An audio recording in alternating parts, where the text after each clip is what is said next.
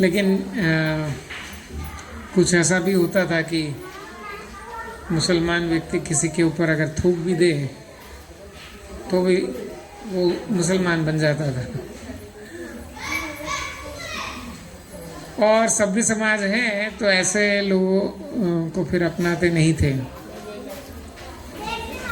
मतलब इस तरह से ऊंच नीच का भेद है वो बढ़ गया था। तो ऐसी स्थिति में फिर चैतन्य महाप्रभु का जन्म हुआ। तो चैतन्य महाप्रभु जब माता सची के गर्भ में थे तो उनके पिता जगन्नाथ मिश्र तो देखते थे कि बहुत सारे दिव्य लोग दिव्य आकृतियाँ स्वप्न में देखते होंगे और वो लोग उनके कमरे में उनके घर में आते थे और वो समझते नहीं थे कि वास्तव में देवता लोग हैं, चैतन्य महाप्रभु का दर्शन और प्रार्थना करने के लिए आते। अभी भी हैं यहाँ पर चैतन्य महाप्रभु थे और वहाँ पर देखो हैं गुरु बृहस्पति अभी अस्त होने को है नीचे और गुरु शुक्राचार्य अभी भी दिख रहे हैं। दो गुरु चैतन्य महाप्रभु का अभिषेक में भाग लिया। सब लोग जानते हैं अभी जो दिख रहे हैं वो शुक्राचार्य हैं। तो ऐसे चैतन्य महाप्रभु का शाम को लगभग 7 बजे चंद्रोदय के समय जन्म हुआ और बहुत ही गोरा वर्ण है, इसीलिए उनको गौरांग भी कहते हैं। तो उनका घर के आंगन में नीम का पेड़ था और वहीं पर उनका जन्म हुआ। तो आसपास की स्त्रियां जब उनको देखने आई तो अद्वैताचार्य हैं उनकी पत्नी सीता ठाकुरानी, तो वो जब बालक को देखा तो ऐसे सची माता हैं, उन्होंने पहले 8 लड़कियों को जन्म दिया था और वो ज़्यादा जीवित नहीं रहे थे, वो सब मर गई थी। बाद में एक और बालक हुआ था जिसका नाम विश्वरूप था और अभी ये दूसरा और आखिरी बालक। तो क्योंकि वो उनके घर में ऐसे बच्चे टिकते नहीं थे तो कुछ अशुभ आत्माओं का प्रभाव की वजह से ऐसा होता है, ऐसा मान करके नीम के पेड़ के नीचे जन्म करवाया गया। क्योंकि ऐसा मान्यता कि नीम के पेड़ के नीचे ऐसे अशुभ आत्माओं का प्रभाव नहीं रहता है और इसी कारण बालक का नाम है वो सीता माता ने, सीता ठाकुर ने, मतलब अद्वैताचार्य की पत्नी सीता देवी ने उसका नाम निमाई रखा। हाँ। और बहुत समय बाद में जब उनके नाना जी, वो भी बहुत बड़े विद्वान थे, नीलांबर चक्रवर्ती, तो नीलांबर चक्रवर्ती हैं, उन्होंने नामकरण के लिए जब उनकी कुंडली बनाई तो जन्म के समय की स्थितियां हैं उसको देखकर उनको समझ में आया कि ये तो साक्षात भगवान विष्णु ही हैं। और लेकिन उन्होंने तब किसी से प्रकट नहीं किया, लेकिन उन्होंने बताया कि देखो ये निमाई का जब जन्म हुआ तो इस वर्ष है बहुत ही वर्षा हुई और उससे पूर्व है कुछ समय तक अकाल रहा था। तो मतलब जगत का भरण पोषण कौन करते हैं, पालन कौन करते हैं? भगवान विष्णु। और क्योंकि ये बालक के जन्म से है अकाल समाप्त हो गया तो ये बालक है वह विश्वम्भर है, विश्व का भरण पोषण करने वाला। तो इस प्रकार से उनका नाम विश्वम्भर रखा। जबकि सब माताएं हैं, माताएं मतलब पड़ोसी स्त्रियां हैं, वो सब वो निमाई निमाई कहकर बुलाती थी। तो मैं बहुत अधिक समय नहीं लूँगा। एक और ऐसा, वो बालक जब थोड़ा बड़ा हुआ, शायद घुटनों पर चलता होगा, तो उनके वहाँ कोई यात्री रात्रि विश्राम करने के लिए रुके, और वो ब्राह्मण हैं, वो अपने साथ में अपने विग्रह लड्डू गोपाल जी या नवनीत प्रिया जी, हाँ अभी थे ना, कृष्ण का छोटा घुटनों पर बैठा हुआ स्वरूप, तो ऐसा साथ में लेकर चलते थे। तो जब उनके वहाँ रुके तो उनका ये नियम था कि वो अपने गोपाल जी को अपने ही हाथों से बनाकर खिलाएंगे, फिर वो प्रसाद ग्रहण करते थे। तो जो जगन्नाथ मिश्र हैं, उन्होंने उनको रसोई के लिए सारी सुविधाएं कर दी, और वो ब्राह्मण भोजन बनाए, और फिर वो गोपाल को भोग लगाए। और जब गोपाल को भोग लगाए तभी वो निमाई वहाँ करके खा लिया,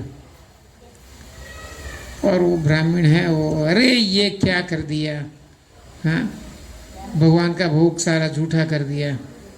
और इस तरह वो जब विलाप कर रहा था तो जगन्नाथ मिश्र निमाई के पिताजी वहाँ पर आए, और वो ब्राह्मण को प्रार्थना किया कि क्षमा कर दीजिए, छोटा बच्चा है, मैं आपके लिए फिर से सारी व्यवस्था कर देता हूँ, अब फिर से रसोई बना लीजिए।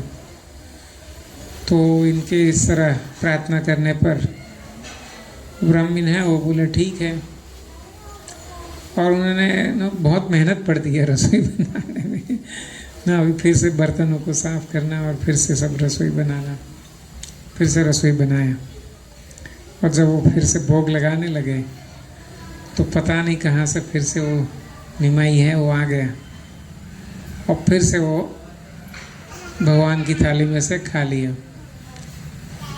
ब्राह्मण है अभी वो फिर से चिल्लाने लगा, रोने लगा, ये क्या कर दिया तूने, हाँ। तो जगन्नाथ मिश्र फिर से आ गए,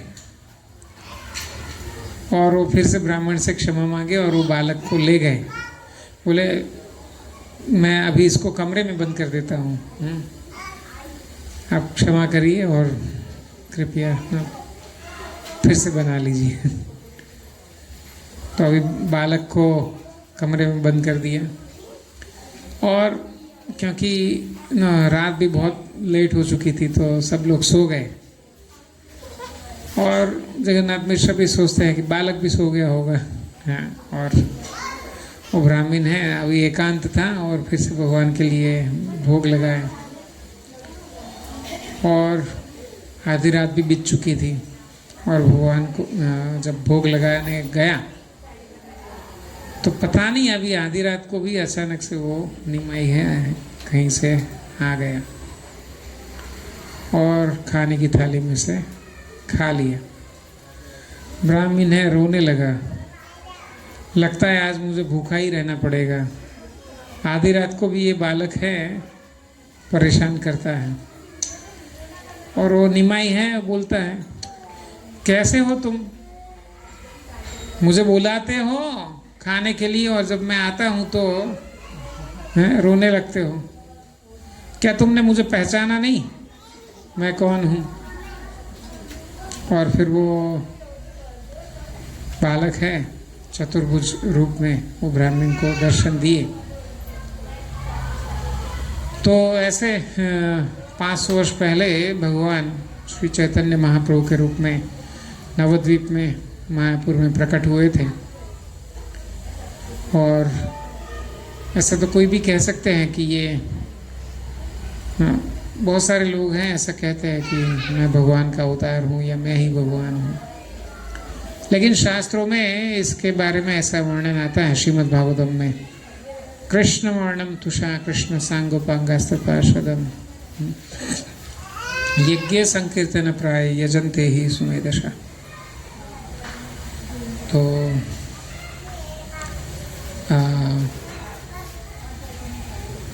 क्या भगवान का एक अवतार है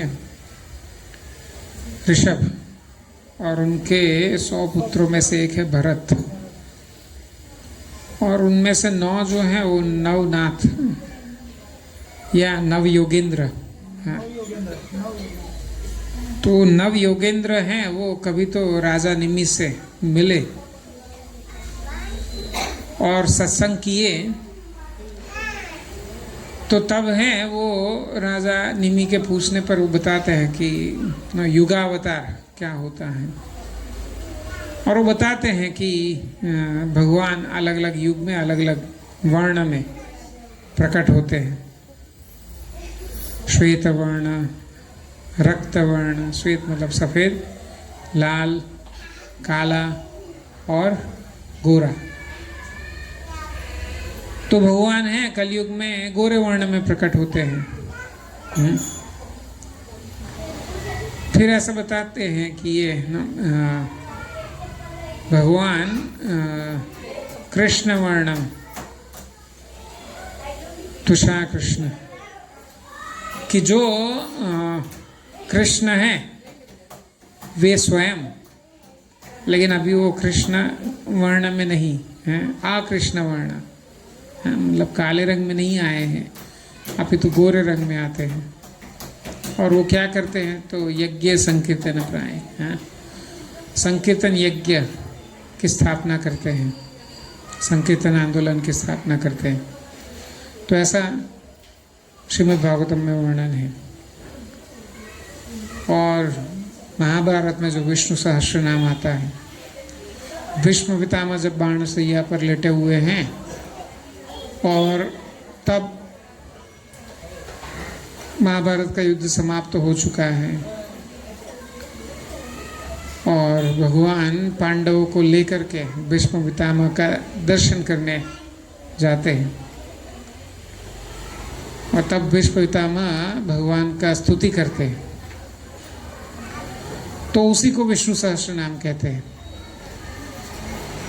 तो 1000 नामों से भगवान का जो स्तुति किया उसमें एक नाम आता है सुवर्ण वर्ण हेमांगो है।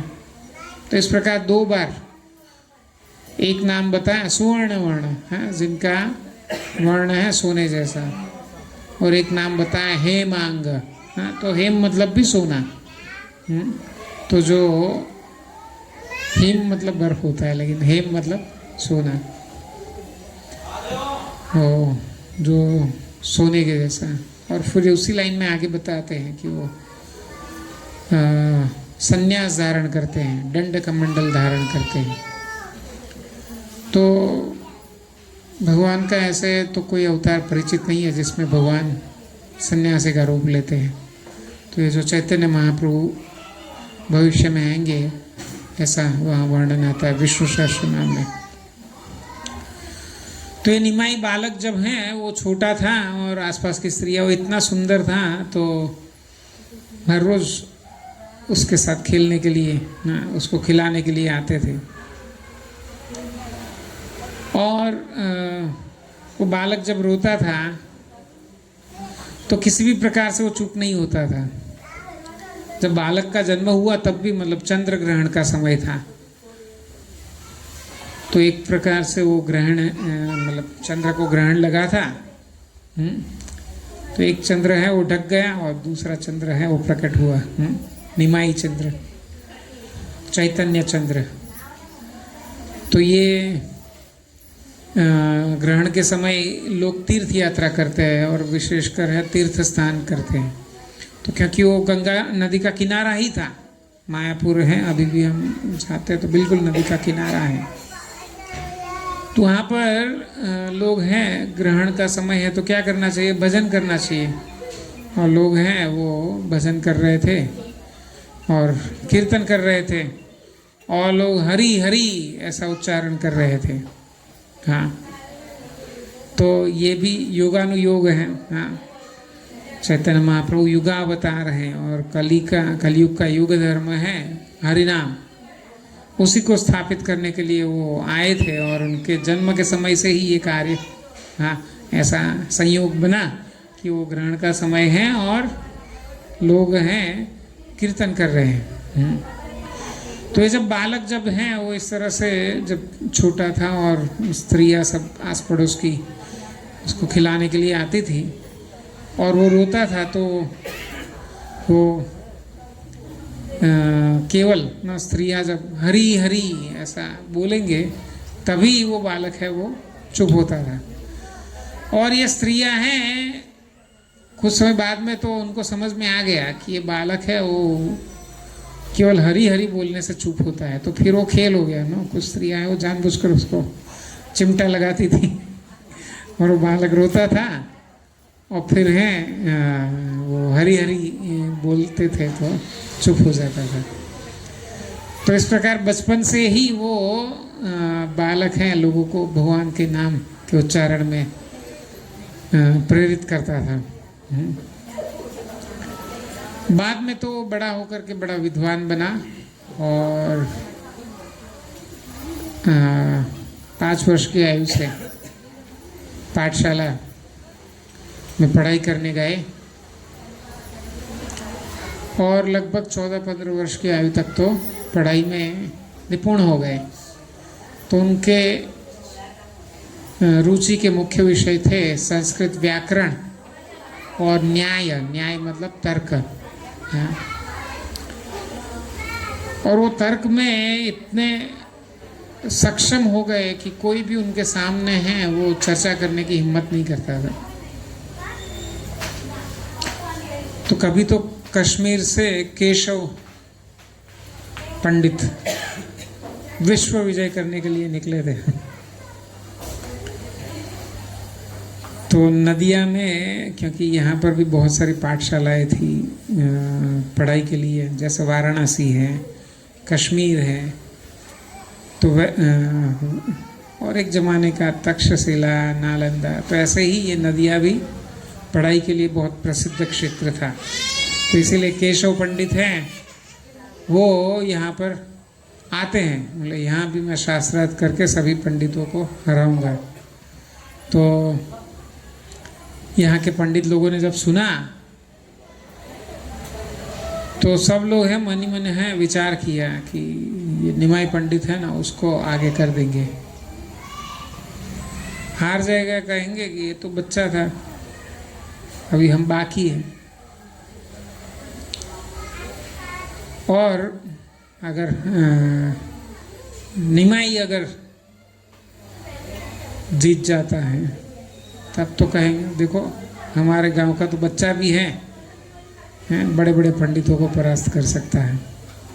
तो बहुत सारे पंडित हैं नो, हमें किसी यजमान के यहाँ न्योता है ऐसा करके, कोई कथा करने के बहाने तो कोई पूजा करने के बहाने, ऐसे सब लोग भाग जाते हैं, केशव पंडित का सामना ना करना पड़े। तो केशव पंडित हैं वो ऐसे गंगा किनारे से गुजर रहे थे, तो तभी वो निमाई अभी तो 14-15 वर्ष की आयु में वो अपनी पढ़ाई समाप्त करके वो अपनी पाठशाला शुरू कर दिए थे, पढ़ाना शुरू कर दिए थे। और वो अपने कुछ शिष्यों के साथ में 14-15 वर्ष का निमाई पंडित अपने शिष्यों के साथ में वहाँ टहल रहे थे।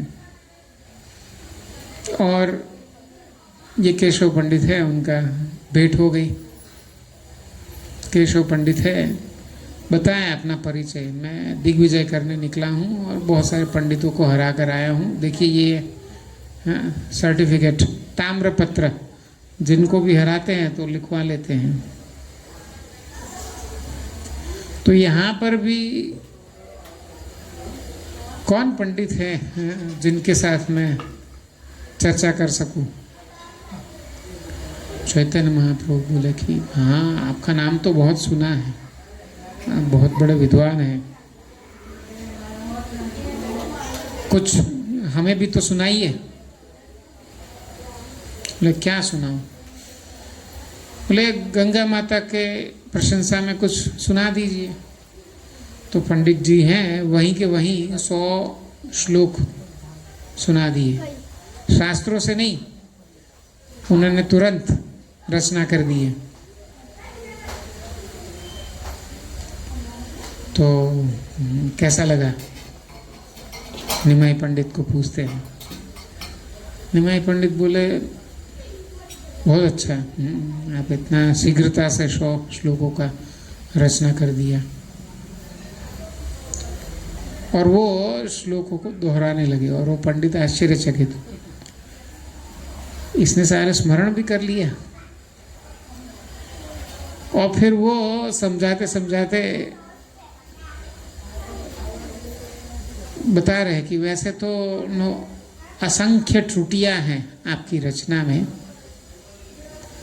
लेकिन मैं 5 मुख्य त्रुटियां गिनवाता हूँ। और ये जो संवाद है वो विस्तार से चैतन्य चरितामृत में बताया है। तो इस तरह से उन्होंने, निमाई पंडित ने जब भूले बताना शुरू किया तो केशव पंडित हैं और सोचता मेरे जीवन में मैं कोई ऐसा सामना नहीं हुआ कि जो मेरी गलतियां निकाले। वो सच में गलतियां थी तो वो तो वहाँ से रफू चक्कर हो गया। तो ऐसे चैतन्य महाप्रभु थे। लेकिन 2-3 वर्ष बाद में, मतलब यही कोई 17 वर्ष की आयु में, अभी उनके पिताजी का देहांत हो चुका था। तो श्राद्ध करने के विचार से वो अपने कुछ शिष्यों के साथ में गया, बिहार में जो है वहाँ गए थे। और वहाँ पर उनकी भेंट जो है वो ईश्वरपुरी नाम के सन्यासी से हुई, वैष्णव सन्यासी, जो प्रसिद्ध माधवेंद्रपुरी के शिष्य थे। और उनसे भेंट हुई और वे उनके शिष्य बन गए। और इस तरह से वो जब वापस आए तो अब तक तो ऐसा था कि निमाई पंडित हैं, वो बाकी सारे पंडितों को और वैष्णव को भी सबको चिढ़ाते रहते थे। कोई वैष्णव सामने मिल जाए तो कौन है भगवान, और वैष्णव बोले कृष्ण भगवान है, और वो सिद्ध करेंगे नहीं कृष्ण भगवान नहीं है। और वो वैष्णव है, मान जाए हाँ सही है, तो फिर अभी है वो उल्टा पढ़ाएंगे, नहीं नहीं कृष्ण ही भगवान है। मतलब ऐसे तर्क से वो सबको परेशान करते रहते थे, वो हराते रहते थे। लेकिन अभी ईश्वरपुरी से भेंट के बाद में जब वापस आए तो केवल कीर्तन में रुचि लेते और हरे कृष्ण मंत्र का कीर्तन करते रहते हैं और जप करते रहते हैं। और सबको आश्चर्य हो रहा है कि ये क्या हो गया। सभी वैष्णव को परेशान करने वाला अभी खुद वैष्णव बन गया। और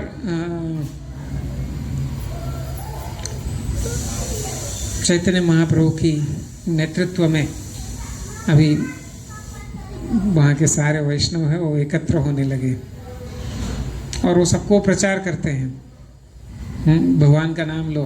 हाँ, और धीरे धीरे पूरे बंगाल से बहुत सारे वैष्णव लोग हैं वहाँ पर आने लगे।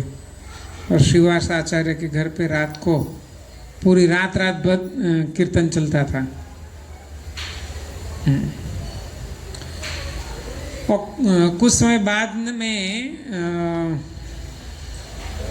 चैतन्य महाप्रभु ने उनको लगा कि अभी भी मतलब उतनी तीव्रता नहीं है। हालांकि उनको अद्वैत आचार्य, हरिदास ठाकुर, नित्यानंद प्रभु, ये सब जो वरिष्ठ थे, चैतन्य महाप्रभु से भी आयु में बड़े थे, वे लोग भी आ मिले थे और उन सबको कहते थे जाओ जाकर प्रचार करो।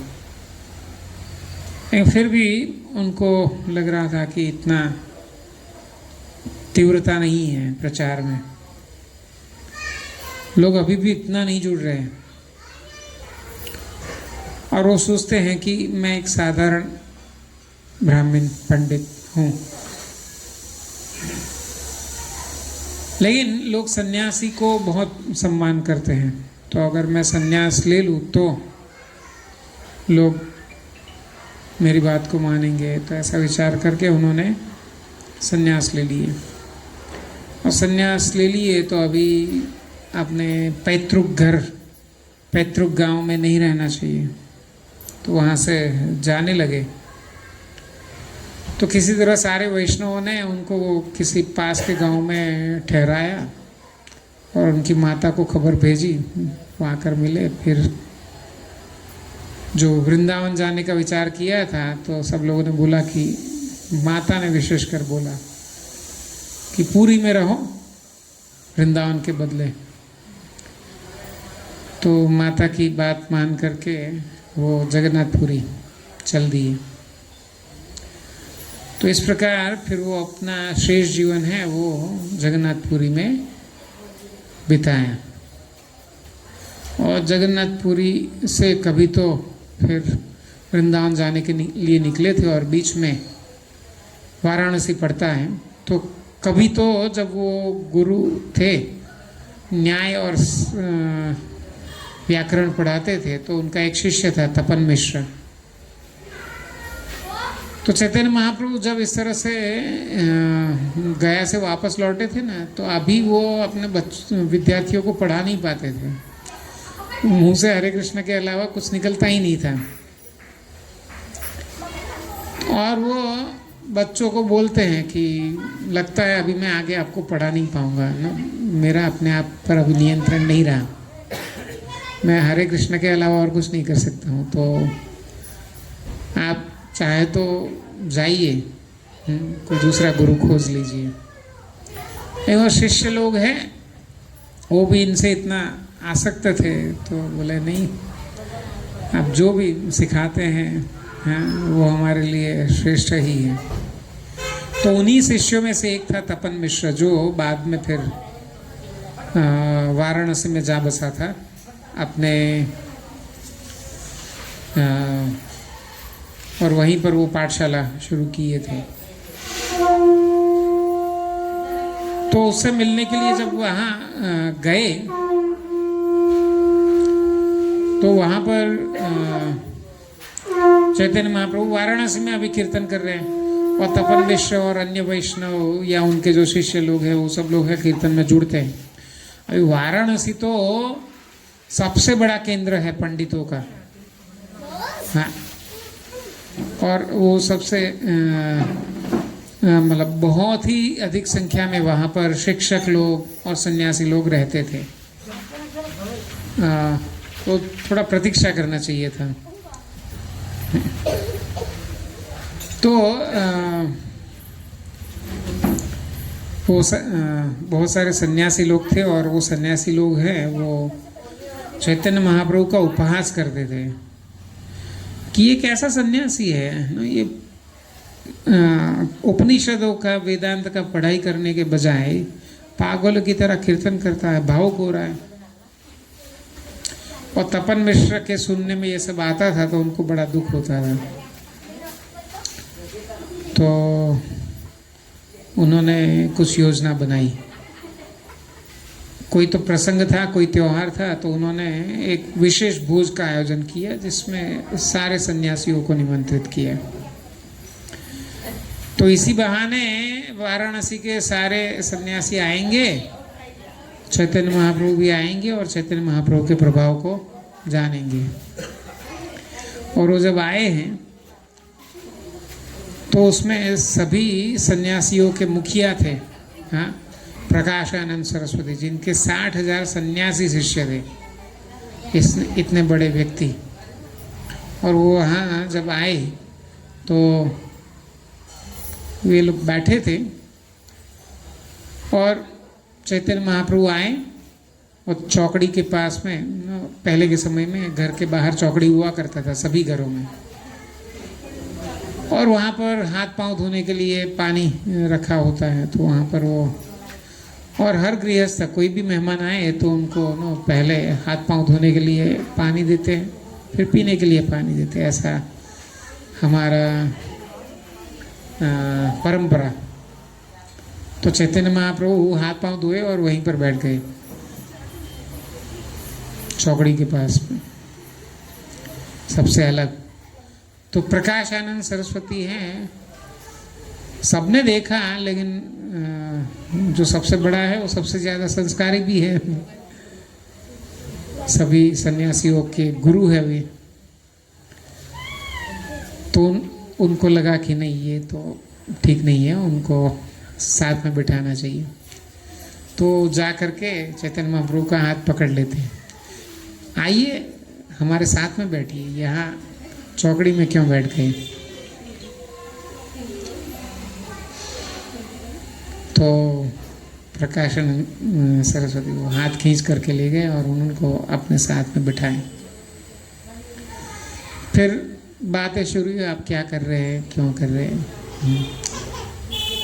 तो बातों में प्रकाशानंद सरस्वती ने कि आप सन्यासी हो हमारे संप्रदाय के, क्योंकि चैतन्य महाप्रभु का सन्यास हरिनाम दीक्षा जो है वो ईश्वरपुरी से हुआ, वैष्णव सन्यासी। लेकिन सन्यास जो है उन्होंने किससे लिया था, नाम भूल गया। तो जो जिससे सन्यास लिया था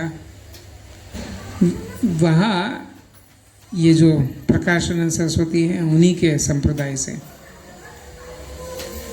तो वो प्रकाशानंद सर, आप हमारे ही संप्रदाय के हैं, फिर आप इस तरह से क्यों व्यवहार करते हैं। वेदांत सूत्र या उपनिषद का पढ़ाई क्यों नहीं करते हैं, क्यों ये कीर्तन करते रहते हैं पागलों की तरह। तो चैतन्य महाप्रभु बड़ी विनम्रता से बोले कि मेरे गुरुजी हैं, उनको लगा मैं मूर्ख हूँ, तो इसलिए उन्होंने मुझे वेदांत के अध्ययन का आदेश नहीं दिया। उन्होंने कहा कि ये सब तेरी समझ में नहीं आएगा, तो इसलिए तुम केवल ऐसा करो, भगवान के नाम का कीर्तन करो, हरे कृष्ण कीर्तन करो।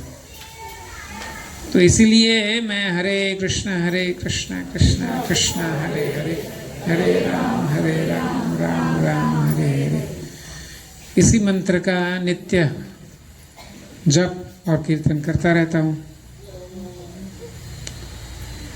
तो फिर आगे जब संवाद चला और वो संवाद में फिर वो वेदांत सूत्र और उपनिषदों की बात आई, और उसमें चैतन्य महाप्रभु ने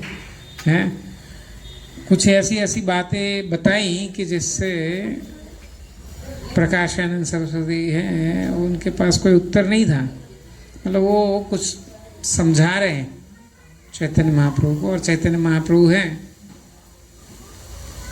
उन्होंने बताया नहीं इसका ऐसा नहीं, ऐसा अर्थ होता है। और प्रकाशानंद सरस्वती साहब ने जवाब नहीं दे पा रहे। हाँ, मतलब वो हार गए और वो चैतन्य महाप्रभु का आश्रय ग्रहण किया और वो भी भक्त बन गए, और उनके साथ वो सारे 60,000 सन्यासी वो सब भी भगवान के भक्त बन गए। और वे लोग भी अभी हाँ समझ गए कि मनुष्य जीवन का लक्ष्य क्या है। हाँ, हरे कृष्ण कृष्ण कृष्ण हरे हरे, हरे राम राम राम हरे हरे। तो भगवान का नाम का कीर्तन करना और भगवत प्रेम प्राप्त करना, और ये ही वास्तविक मुक्ति है। और शंकर संप्रदाय से थे, तो जो शंकराचार्य ने स्वयं हजारों वर्षों पहले अपने सैकड़ों वर्षों पूर्व, लगभग 2000 वर्ष पूर्व, तभी वो उन्होंने अपने शिष्यों को बताया था, बस गोविंदम बस गोविंदम बस गोविंदम मूढ़ मते, मूर्खो गोविंद का नाम लो। ये आप जो कोरा अध्ययन कर रहे हैं वो आपको मृत्यु के समय काम नहीं आने वाला है। शास्त्र पढ़ते भी है तो समझना यही है कि वेदांत वेदेश सर्वेर अहम एव वेद्य, कि शास्त्रों को पढ़ना भी किस लिए है, तो कृष्ण को जानने के लिए। और शास्त्र में से ये बात समझ में नहीं आती है तो आपका सारा शास्त्र अध्ययन है वो व्यर्थ है। इसलिए ना केवल गोविंद का भजन करो। और ये बात प्रकाशानंद सरस्वती है वो समझ गए और वो भी वैष्णव बन गए। तो यही कलयुग का युग धर्म है। हाँ, कलो तदा हरि कीर्तनाद। वो नवयुगेंद्र हैं, वो निमि महाराज को ऐसे बताए थे अलग अलग युगों में हाँ क्या क्या साधन होता है भगवत प्राप्ति का। तो उसमें उन्होंने बताया था हैं सतयुग, त्रेता, द्वापर और कली। तो ध्यान करना चाहिए सतयुग में, त्रेता युग में यज्ञ करना चाहिए, द्वापर में पूजा पाठ करना चाहिए और कलयुग में हरि नाम लेना चाहिए। तो इस तरह से श्रीमद् भागवतम बताता है कि कलयुग में भगवत प्राप्ति का साधन है भगवान का नाम। तो यही चैतन्य महाप्रभु की शिक्षा है जो उन्होंने स्थापित किया हरे कृष्ण आंदोलन। और आज चैतन्य महाप्रभु के संप्रदाय में एक वैसे तो अनेकों आचार्य हुए जिन्होंने अपने अपने समय में ये संकीर्तन आंदोलन को बहुत प्रचारित किया। तो श्यामानंद प्रभु, रसिकानंद प्रभु, और फिर धीरे धीरे ठंडा हो गया।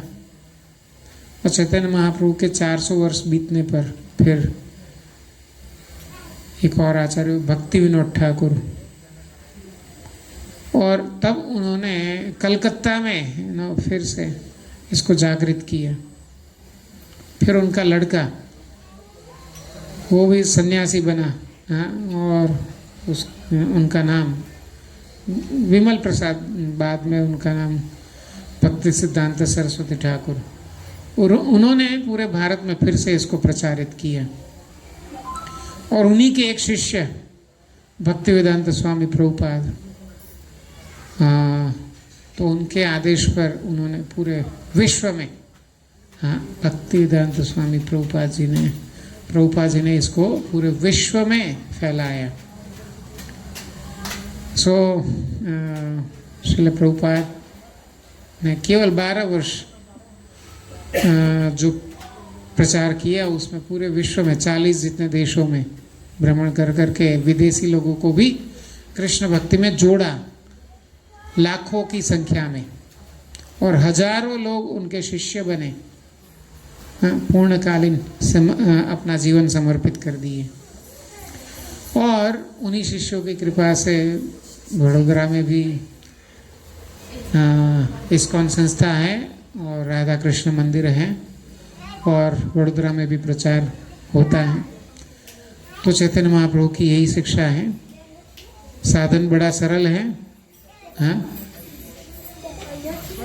समाज का हर व्यक्ति तो निवृत्त होकर के जंगल में जाकर के, हिमालय में जाकर के भजन नहीं कर सकता है, लेकिन चैतन्य महाप्रभु ने बताया ये हरे कृष्णा कीर्तन करो, जप करो, अपने घर पे रहकर कर सकते हैं। अपना जीवन में और कुछ बदलाव की आवश्यकता नहीं है। केवल ये भगवान का नाम है, अपने जीवन में अपना लो और उसी से सारी सिद्धि प्राप्त हो जाएगी। तो हमें यही करना चाहिए। हरे कृष्णा कृष्ण कृष्ण हरे हरे, हरे राम राम राम हरे हरे। तो इसका